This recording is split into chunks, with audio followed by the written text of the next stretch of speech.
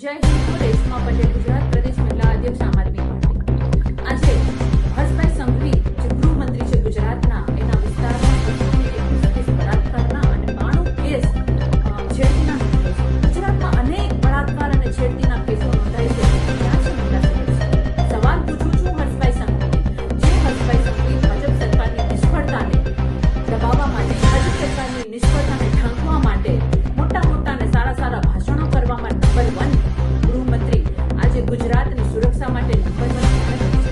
મહિલાઓ દીકરીઓની સુરક્ષા માટે નંબર 1 ક્યારે બનશે? આ ગૃહ ખાતું સવાલ હું પૂછી રહી છું. મને દુઃખ એ વાતનું છે કે કાયદાઓ ઘડાઈ જાય છે, પણ કાયદાઓનું પાલન કરવામાં ગૃહ મંત્રાલય સદંતર નથી. આજે હું ગુજરાતની દીકરીઓ માટે, ગુજરાતની મહિલાઓની સુરક્ષા માટે કાળી પટ્ટી બાંધી અને હર્ષભાઈ સંઘવીના ગૃહ મંત્રાલયનો વિરોધ કરું છું, ભાજપ સરકારનો વિરોધ કરી છું અને સુરક્ષાની માંગણી કરી છું.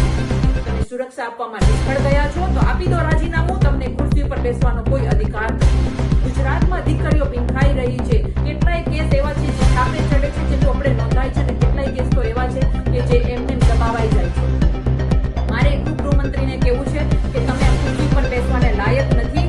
અમે ગુજરાતની દીકરીઓ તમારી પાસેથી રાજીનામું માંગીએ છીએ. તમે માત્ર ભાજપ સરકારની વાહવાહી કરવામાં નંબર 1 છો, પણ ગુજરાતની દીકરીઓને સુરક્ષા આપવામાં ઝીરો છો. આ વાત સ્પષ્ટ સાબિત થાય છે તમારા આંકડાઓ જોઈને. એટલે અંતમાં એટલું જ કહું છું કે રાજીનામું આપી દો અને ગુજરાતની